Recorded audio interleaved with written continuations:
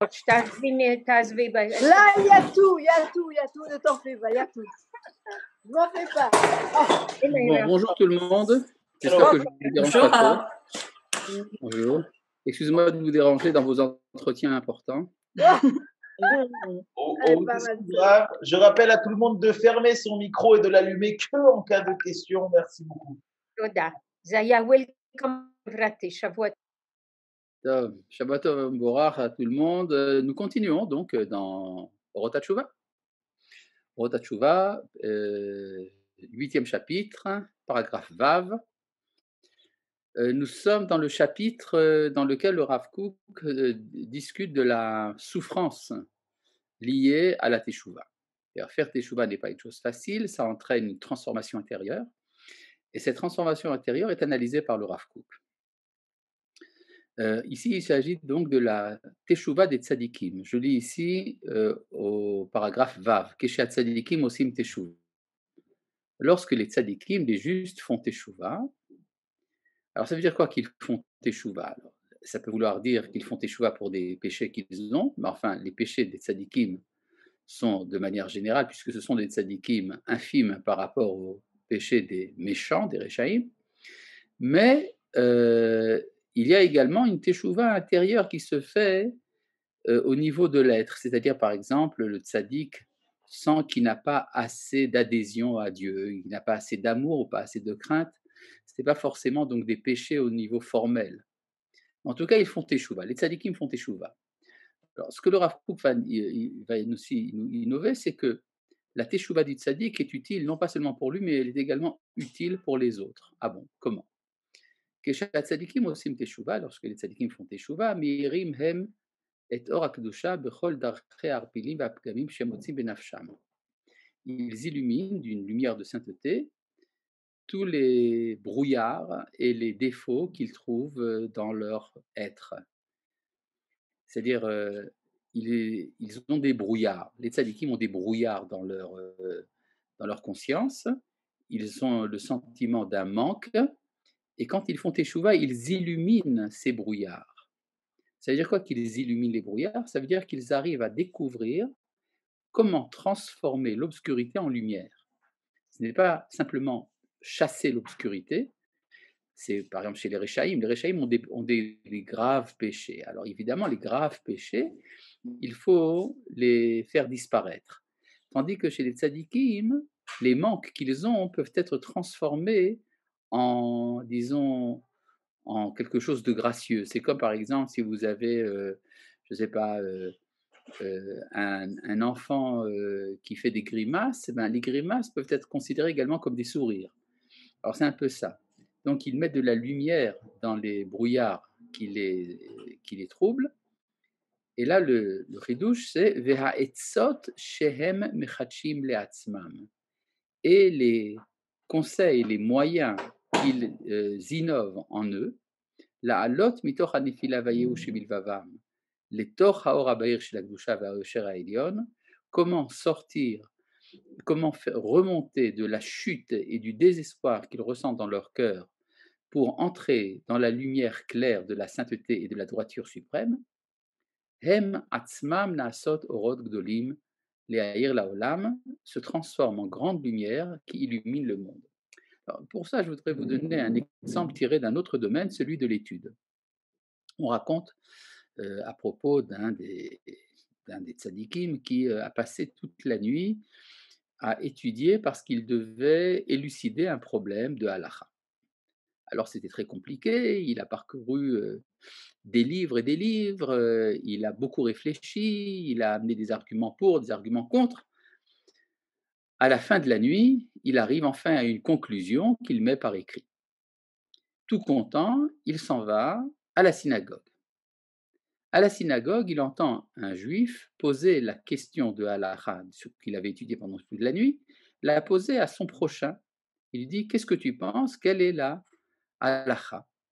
Et l'autre lui répond immédiatement la conclusion qui avait mis une nuit entière à ce tzaddik à découvrir. Alors, bon, le tzaddik en question est très embêté, il se dit, mais enfin, j'ai travaillé toute une nuit et ici, c'est un simple juif qui a réussi tout de suite à trouver la réponse. Et alors du ciel, on lui a répondu: «C'est grâce à toi que c'est arrivé au monde». C'est-à-dire tu as ouvert le canal de la révélation et maintenant c'est devenu une évidence pour tout le monde. Alors c'est un peu la même chose pour la teshuva du tzaddik. Il y a des il y a des innovations de teshuva chez certains tzaddikim qui après vont servir au monde entier.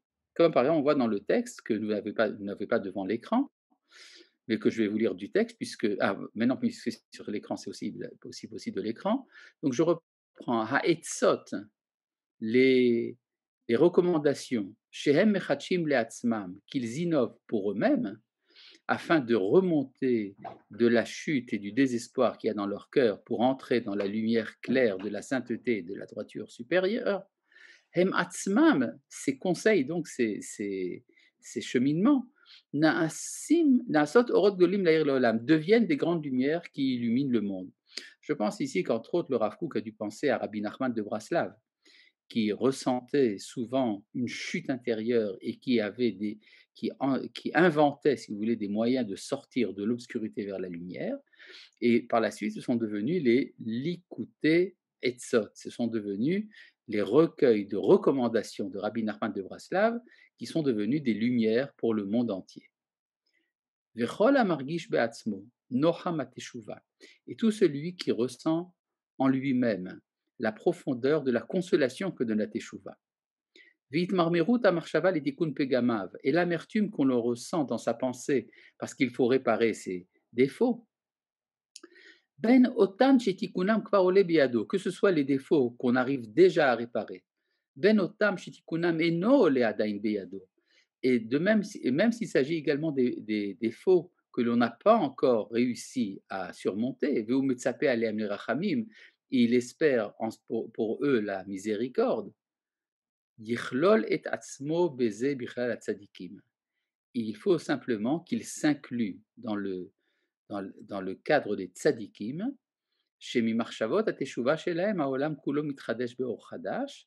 dont les pensées font rénover le monde d'une nouvelle lumière. Alors, on peut comprendre cette dernière phrase du Rav Kook de deux manières. Soit ça veut dire que celui qui fait teshuva doit compter sur les tzadikim qui ont déjà fait teshuva pour eux, mais je pense qu'il y a ici autre chose. Même quelqu'un qui n'est pas un grand tzaddik, quand il ressent une certaine souffrance de la teshuva, il peut se dire qu'il est en train d'inventer un remède de teshuva et que ce remède va servir aux autres par la suite. Que ce soit un remède qui a déjà réussi ou un remède qui n'a pas encore réussi. Mais le fait même de souffrir des insuffisances qu'on a en soi, c'est déjà creuser une route, c'est déjà former un chemin qui va permettre aux autres de faire teshuva. Indépendamment de cela, il y a ici deux questions sur le chat. Je ne vais quand même pas les laisser tomber. Qu'est-ce qu'un tzaddik, tout d'abord? Un tzaddik, c'est quelqu'un qui fait le bien et qui ne fait pas le mal. C'est ça la définition du tzaddik. Rien à voir avec la Celui Torah, qui fait le bien. avec les mitzvot. Une seconde. Je crois avoir donné une définition assez claire. Le tzaddik est celui qui fait le bien et qui ne fait pas le mal. Maintenant, ce qui reste à définir, c'est quoi le bien et le mal? Alors, le bien et le mal, ça se définit en fonction de l'état de conscience de chacun. Si quelqu'un sait l'importance des mitzvot, donc pour lui, le bien et le mal sont définis entre autres par les mitzvot. Mais si on n'en est pas là et qu'on est simplement au niveau de ce qu'on appelle la morale naturelle, eh bien, les valeurs de la morale seront pour lui le bien et le mal. Si on est plus que ça et qu'on est ce qu'on appelle dans la midat chassidout, c'est-à-dire au niveau de faire plus que ce que la Torah nous demande, eh bien, ce plus, ce sera ça le bien et définira le mal. C'est-à-dire que chacun est défini par rapport à l'échelle de valeur dont il est conscient. Est-ce bien clair, cher ami? Très bien. Non, Maintenant, une autre... Oui, non je dis Toda. je vous en prie. Pourquoi le mot brouillard? Est-ce juste une métaphore? Eh bien, non. Non, c'est une métaphore, effectivement. C'est-à-dire, le brouillard, c'est-à-dire ce qui trouble la conscience. Le fait que je n'arrive pas à à voir les choses de la manière la plus évidente, la plus limpide. Une seconde, il y a eu ici, l'électricité a sauté une petite seconde.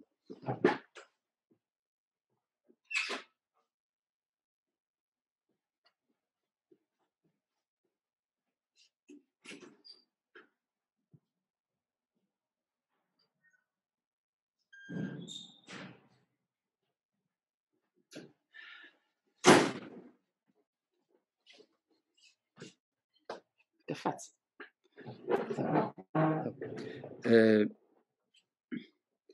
Donc voilà, très belle définition.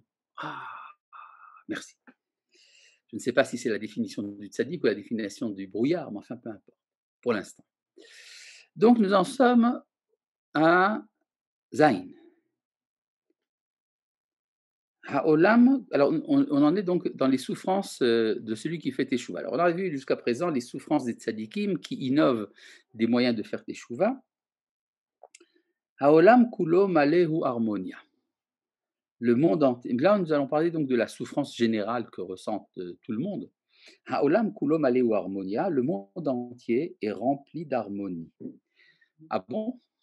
C'est bizarre ça. Vous êtes sûr que le monde est harmonieux? C'est pas évident.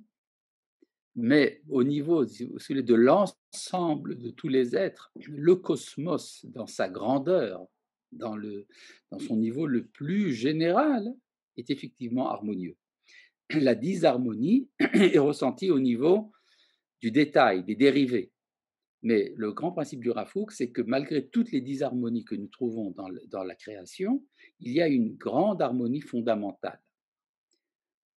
Ha'at'ama ameachedet mefaleshet bechol chadrei hametziut vechagvea. L'harmonie unifiante poursuit son chemin dans tous les domaines de la réalité et également ses interstices. Amoussar apnimi utviota vachazakot, la morale, l'état de conscience intérieure et ses exigences fortes, inam nimshachim uvaim, ont pour origine mehet kolam ameuchat shel kol chelkei havaya, de l'écho de la voix unifiée de toutes les parties de l'être, chez Kulam Chodrim Zebazé, qui tous pénètrent l'un dans l'autre, va Nefesh Kula Himelea Bechulam ou Mouchedet Bechulam, et l'être tout entier est rempli de tout cela et est unifié avec tout cela. Bon, alors cette phrase est un peu difficile à comprendre, ça veut dire une chose toute simple en fait. C'est que l'exigence morale que je ressens en moi-même, eh bien, cette exigence morale a une origine. L'origine de cette exigence, c'est l'harmonie de la création.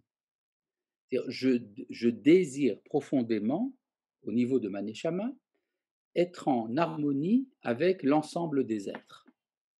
Et quand je suis en défaut, il y a une distorsion, il y a une déconnexion par rapport à l'harmonie cosmique.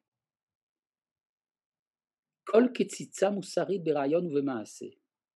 Tout détachement moral, que ce soit en pensée ou en acte, bitruna uvemezeg, dans un caractère ou dans un équilibre intérieur, goremet chatichot rabot, cause des coupures nombreuses, chez miviot yisurim rabim pnimim lechol marche aneshama, qui amènent de grandes souffrances intérieures dans tous les domaines de la neshama, chez Yesodam, chez Yisuri Ruach Elle, et le fondement de ces douleurs spirituelles,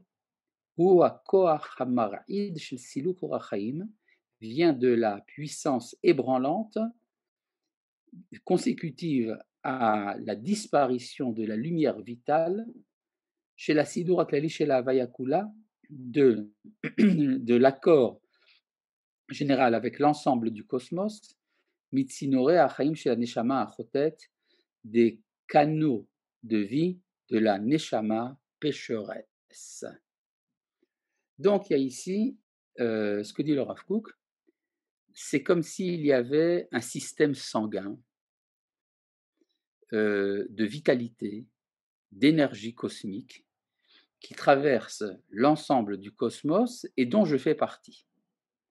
À partir du moment où je fais un péché, ou même simplement que j'ai un désaccord avec l'harmonie cosmique, cela crée en moi ce qu'on appelle des coupures. C'est-à-dire, je sens une disparition, une défection des énergies vitales cosmiques qui me remplissaient, et c'est ça l'origine de la souffrance de celui qui fait Teshuvah.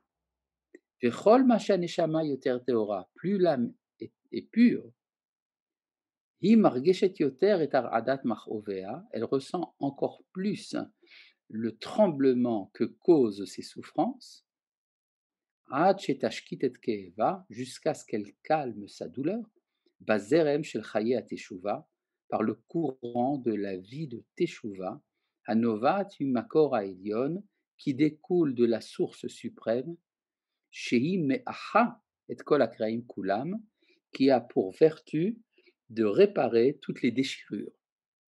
Ou mazelet tal chaim, et fait couler une rosée de vie, haolchim le mesharim mikol sderot ha'avaya, qui viennent directement de tous les domaines de l'être, echad be'echad yigashu, pour se réunifier, ad chelke haneshama shava litriata eliona berachamim rabim ufredvat olamim, jusqu'aux différentes parties de la neshama qui revient à sa résurrection suprême par une grande miséricorde et une joie éternelle, et un délice éternel. Donc, ce que dit ici le Rav, c'est la douleur n'est pas la douleur de la Teshuvah, c'est la douleur qui m'amène à faire Teshuvah. Nous avons ici deux sortes de douleurs. La douleur de celui qui fait Teshuvah, on l'avait vu dans le premier chapitre, dans le premier paragraphe du chapitre. Il y a la douleur qui vient du sentiment de désaccord entre moi et l'harmonie cosmique qui me fait faire Teshuvah et me ramène à l'unité grâce à ce que le Rav appelle ici une rosée vitale qui est une rosée de résurrection. Alors là, nous avons une petite question. Non. D'abord, il y a une question. Quelle différence faites-vous entre harmonie et perfection? Ce n'est pas du tout la même chose. L'harmonie, c'est l'harmonie, et la perfection, c'est la perfection. J'entends par là que la perfection, c'est l'accord entre moi-même et ce que je dois être. C'est entre ce que je dois être et moi-même. Par exemple, on me demande d'être d'un certain niveau, et j'y arrive. Ça s'appelle la perfection. Par exemple, on me demande de faire de la gymnastique pour être en bonne santé. Je fais de la gymnastique, je suis en bonne santé. Je suis donc arrivé à une perfection physique. Je peux arriver à une perfection morale. Mais est-ce que cette perfection à laquelle j'arrive est en harmonie avec l'ensemble des êtres? Pas forcément. Je peux, par exemple, le cas de Noach, qui est un tzaddik absolument parfait, il est arrivé à la perfection du tzaddik, mais il est en désaccord avec sa génération. Il n'est pas capable de lui faire teshuva, il ne peut pas sauver sa génération. Donc vous voyez bien qu'il y a une différence entre la perfection qui est individuelle et l'harmonie qui est collective. Donc je peux être en harmonie avec le monde sans forcément faire les mitzvot, et en même temps je peux faire toutes les mitzvot du monde et être en désharmonie. Disons, je peux être en harmonie avec le monde sans faire les mitzvot si je ne suis pas conscient de l'engagement que j'ai envers les mitzvot. Par exemple, si j'ignore les mitzvot. Mais si je suis, par exemple, engagé par rapport aux mitzvot, je sais que les mitzvot, ça existe et qu'elles me concernent. Alors, ne pas faire les mitzvot, à partir de ce moment-là, c'est également une imperfection et donc également une désharmonie. David, tu veux dire quelque chose? Moi, j'ai une question un peu bizarre. Je trouve que je trouve quand même quelque chose de très poétique dans la Teshuvah. Est-ce que ça veut dire que la Teshuvah, c'est pas du tout quelque chose de sirli, c'est quelque chose de très nafshi?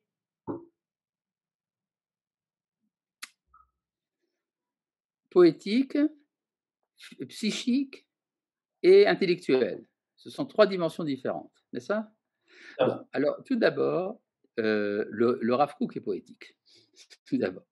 Il a une approche poétique du monde.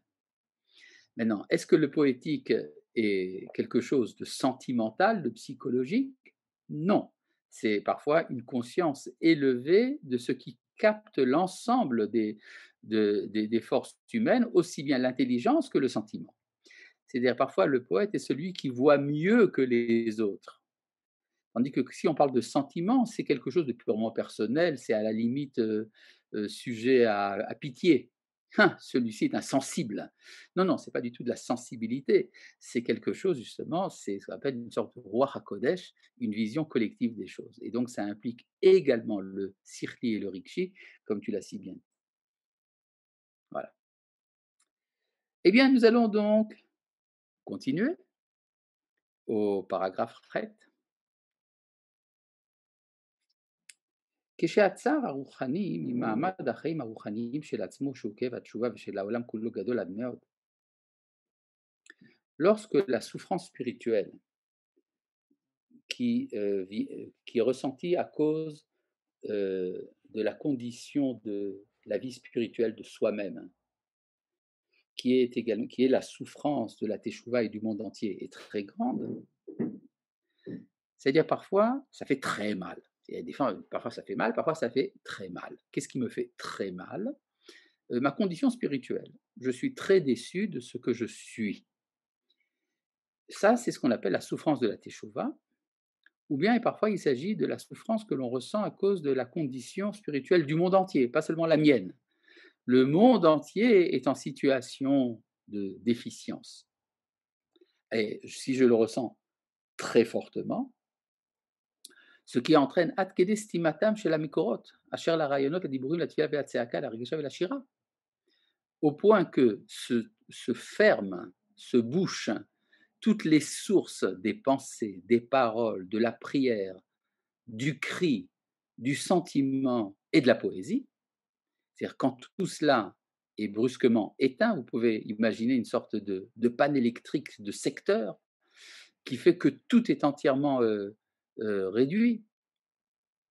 Alors comment faire? C'est-à-dire d'habitude, on peut se servir de la prière, ou de la pensée, ou de la parole, de la poésie, du cri, mais tout cela est devenu impossible. C'est-à-dire ça fait tellement mal que je suis incapable de me servir de mes armes habituelles.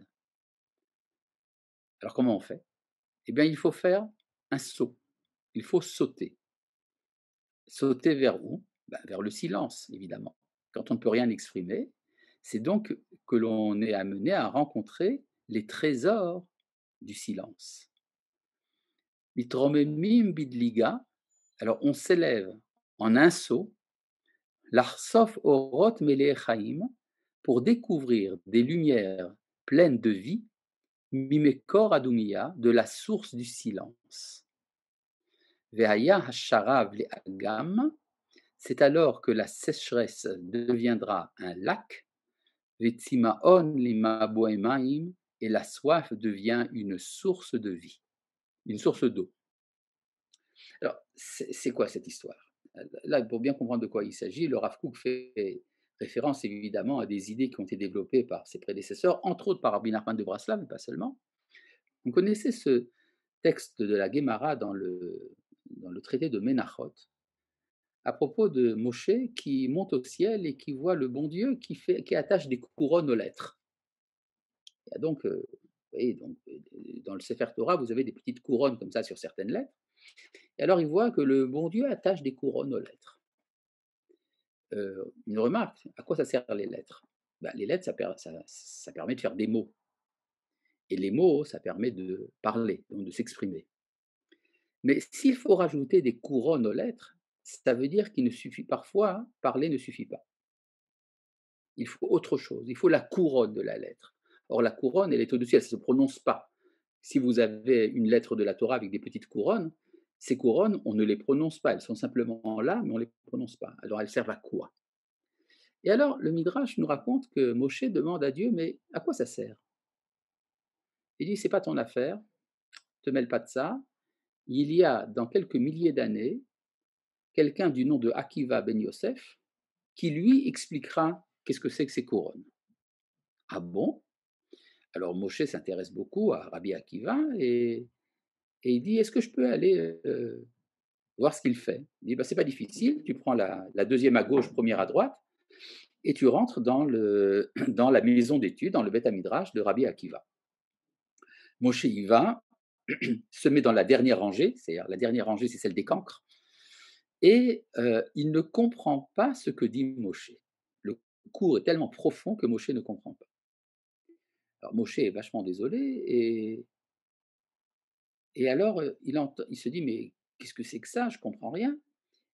Et finalement, un élève demande à Rabbi Akiva, Maître, d'où tiens-tu ça?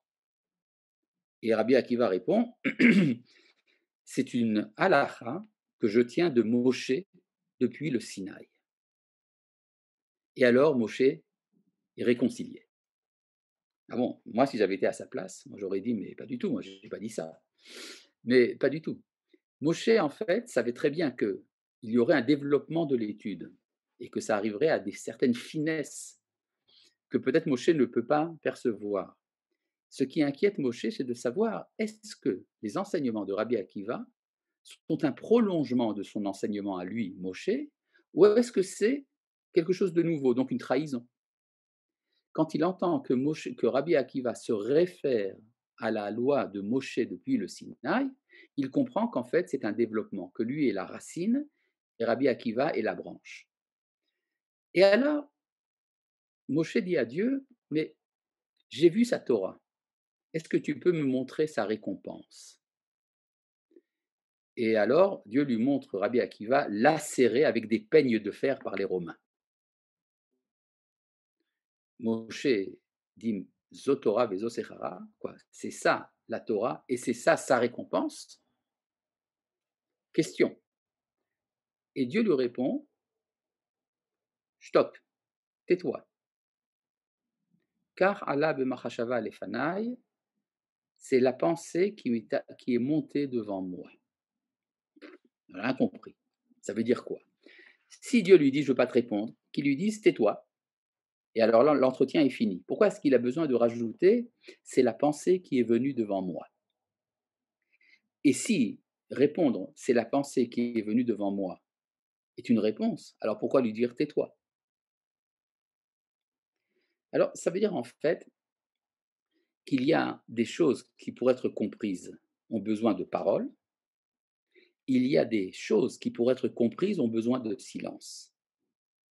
Or, ce que dit Dieu à Moshe, si tu veux comprendre ce qui se passe chez Akiva ben Yosef, tu dois d'abord te taire.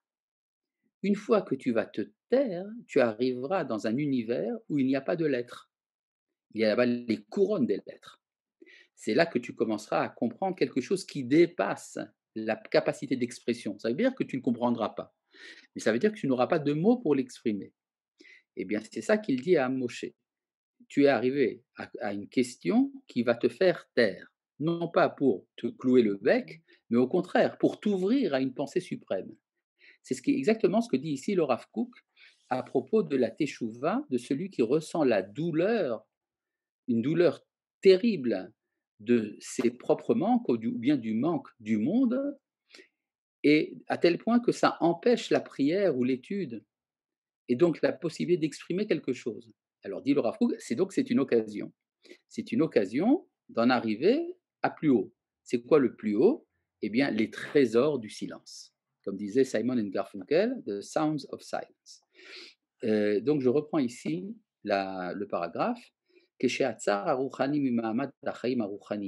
Lorsque la souffrance spirituelle que l'on ressent à cause de la condition spirituelle chez l'atzmo, de soi-même, Shukeva Tshuva, qui est la souffrance de la Teshuva, Veshela Olam Kulo, ou bien de l'état spirituel du monde, Gadol Admeod est très forte, Ad Kedestimatam chez la Mekorot, Asher la Rayonot, les Diburim, les Tfilah et les Tzaka, à tel point que sont bouchées les sources des pensées, des paroles, de la prière et du cri, les Argashav et Shira, ou des sentiments ou de la poésie, Mitromemim Bidliga, c'est alors qu'on s'élève par un saut, l'Arsof Oroth, pour découvrir des lumières, Mele'e Chaim, pleines de vie, Mimekor Adumia, aux sources du silence. Et là, il nous amène un verset qui le dit que Vaya Sharav Lagam Simon Laboemaim, la sécheresse devient elle-même un lac et la soif devient une source d'eau. C'est comme ça qu'on peut le lire. Nous passons donc à tête, tête. Il y a quelque chose qui concerne un peu notre vie actuelle, ce qu'on appelle le confinement, c'est-à-dire l'isolement. Keshe achoshev mitboded. Lorsque celui qui réfléchit s'isole. Parce que, vous savez, bon, l'homme est un être social, c'est une chose bien connue.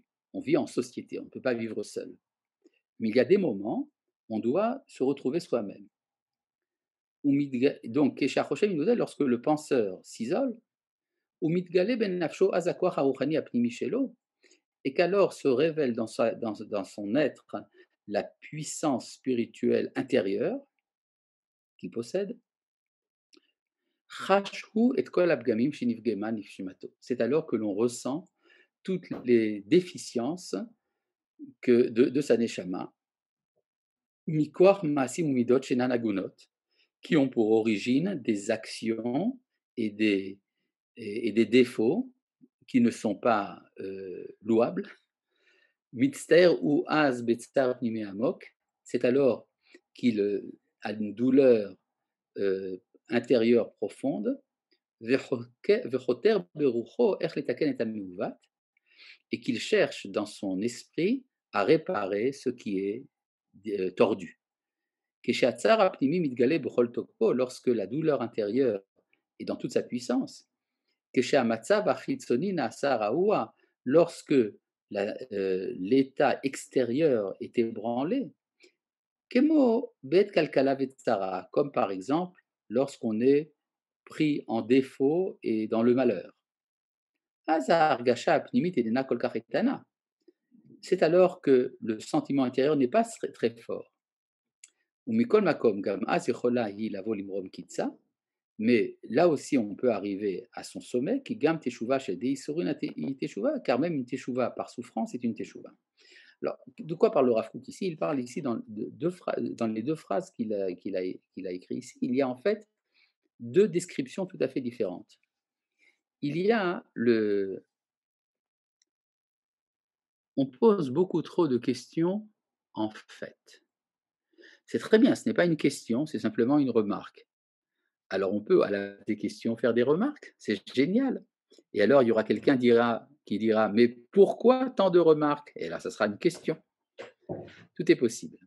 En tout cas, ce que dit ici le Rav Kook, il dit ici deux choses importantes. Il y a une teshuva qui vient de l'intériorité, il y a une teshuva qui vient de l'extériorité. Je peux faire teshuva parce que, en m'isolant avec moi-même, je ressens brusquement les conséquences de tout le mal que j'ai fait. Alors, ça m'ébranle, ça m'amène à faire une teshuva intérieure. Mais il y a parfois la souffrance du fait d'être pris la main dans le sac. C'est-à-dire, il y a de l'extérieur viennent les conséquences de mes péchés. Alors, c'est une autre souffrance, c'est la souffrance de la honte parfois, la souffrance causée par mes péchés. Et cette souffrance n'est pas une souffrance intérieure, ça vient de l'extérieur. Mais ça aussi, dit le Rav Kook, c'est aussi une teshuva. Il y a également la souffrance qui vient de l'extérieur. Par exemple, le Shla, le Rabbi Yeshayahu Alevi Horowitz, il y a 500 ans, écrit que la souffrance que l'on a en ayant honte de quelque chose est quelque chose de souhaitable. Pourquoi? Parce que ça n'entame pas la santé ni la capacité intellectuelle. Et donc, ça permet de continuer à étudier la Torah et à faire la tefila. Donc, à la limite, c'est préférable à une maladie, à une maladie du corps. C'est quand on est malade dans son corps, eh bien alors on est parfois, quand on est malade dans son corps, alors on ne peut même pas prier, on ne peut pas faire la prière, on ne peut pas étudier. Tandis que quand on a simplement honte d'une gaffe qu'on a fait en public, eh bien, à la limite, c'est préférable, parce que ça préserve l'intégrité de la personne. Yud. Yud, c'est court, hein, vous avez vu, c'est une seule phrase. Mais cette phrase est intéressante, elle nous amène à méditer pour beaucoup de choses.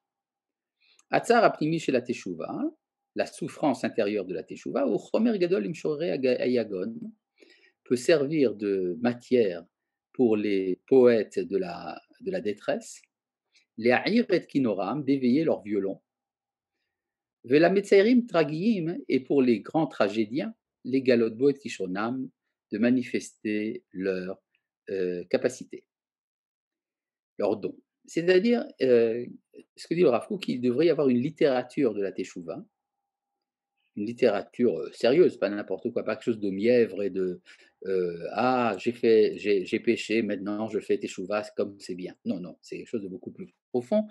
Il y a chez les grands tragédiens et les grands poètes et les grands artistes, il y a une matière à étudier qui peut se transformer en œuvre artistique. Ça me rappelle un peu une phrase que disait Rabbi Yedaya Badarshi. Rabbi Yedaya Badarshi était un chacham et un poète au Moyen Âge de la ville de Badarche. Badarche, c'est Béziers d'aujourd'hui. Oui, c'est la ville de Béziers, oui, équipe de football, industrie, tout le reste. Eh bien, Rabbi Yedaya de Béziers disait Bemererlev amshorer imtak shiro. C'est dans l'amertume du cœur du poète que vient la douceur de son poème. C'est-à-dire, si vous voulez un beau poème, il faut donc que le poète ait souffert. C'est pas sympathique pour les poètes, mais enfin, c'est intéressant pour les lecteurs. Est-ce que le Rav Kook a souffert? Sans aucun doute. Le Rav Kook avait une grande souffrance intérieure, évidemment. Il souffrait, mais pas au niveau. Disons, il avait ses malheurs personnels, c'est vrai, mais il était très au-dessus de tout ça. Il a eu effectivement beaucoup de malheurs au niveau familial, mais même ce qu'on lui a fait au niveau public. Mais il souffrait beaucoup plus de l'absence de la présence divine dans le monde, de la Shekhinah. Il disait lui-même dans un de ses écrits, en manuscrit, est-ce que vous pensez que c'est pour moi une petite souffrance que de ne pas pouvoir prononcer le nom de 4 lettres de Dieu? C'est-à-dire, il aurait voulu être Kohen Gadol et entrer dans le Saint des Saints pour pouvoir prononcer ce nom. Parce que prononcer ce nom n'est pas simplement une curiosité pour le Rav Kook, c'est l'expression de l'harmonie du monde, justement. Et c'est ça qu'il ressentait comme une souffrance. Ou bien, dans un autre texte, il dit la souffrance véritable, c'est l'absence de prophétie. D'accord? Donc, il souffrait. Mais, évidemment, ça s'est transformé chez lui en une production absolument prodigieuse. Nous en sommes à Yud Aleph. Oui, ça J'ai une avance. question. Oui, allez-y. Allez-y. Alors, le Shlomo Kadosh dit que c'est préférable d'avoir des Issourim par les maladies, d'accord? C'est plus. Non, pas du tout. C'est le contraire. Non, parce qu'on dit tous les jours, on demande à Hachem, Kappar, etc. Avalo aliede Yisurim v'machalot raot. On dit ça constamment dans la prière. Et ce que vous dites là, c'est un peu en contradiction. Non, simplement. Non, pas du tout. Pas du tout. C'est pas du tout ce que j'ai dit. J'ai dit le contraire. J'ai dit le contraire, que pour le Shla Akadosh, il vaut mieux souffrir de la honte en public que d'avoir une maladie. Parce que la maladie empêche de prier et de faire la prière et d'étudier, tandis que la honte qu'on a en public préserve notre intégrité intellectuelle et morale. Alors c'est nécessaire de demander à Hachem de ne pas nous tester avec des Yisurim, etc. Oui, bien sûr. D'ailleurs, ça s'écrit dans le Sidour. Oui, je sais. On le Très dit bien, toujours. très bien, très bien. Donc vous avez raison, mais c'est pas contraire à ce que j'ai dit. C'est exactement la même chose que ce que j'ai dit. C'est très bien. Eh bien, nous allons donc passer à Yud Aleph. Ha'avonot emetzem hayagon. Les péchés sont la détresse elle-même. Urshe haneshama mitaheret, lorsque la neshama se purifie, hi margeshet et ha'atzmiut shel ha'avonot, c'est là qu'elle ressent l'essence des péchés. Vaz hayagon shel ha'teshuva mitgaber alea. Alors la détresse de la teshuva l'emporte encore plus. C'est-à-dire, nous avons ici deux sortes de détresse. La détresse du péché lui-même et la détresse qui est ressentie à cause des péchés, qui est celle de la teshuva.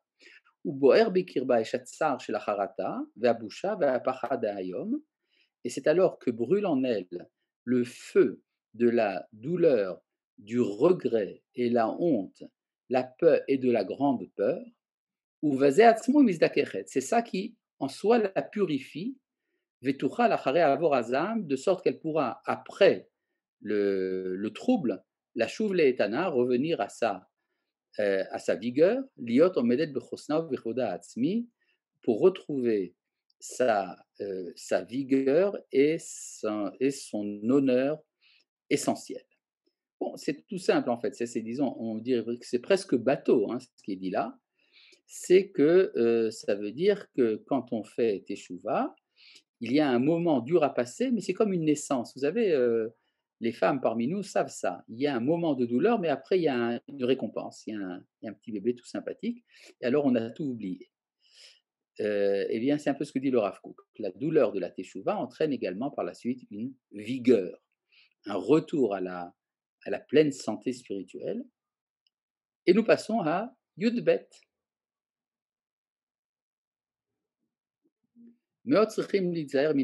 C'est vrai qu'il faut beaucoup éviter la tristesse. C'est une chose bien connue, dans les livres de Moussard, on dit faites attention, pas de tristesse.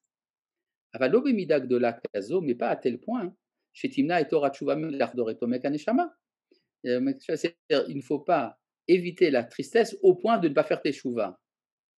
Dire je ne veux pas être triste, donc je ne vais pas faire teshuva. Non, non, non. La tristesse que l'on ressent dans la neshama est parfois même souhaitable.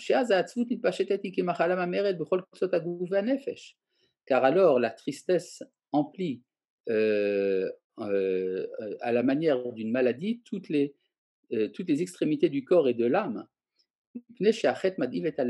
Parce que le péché attriste le cœur.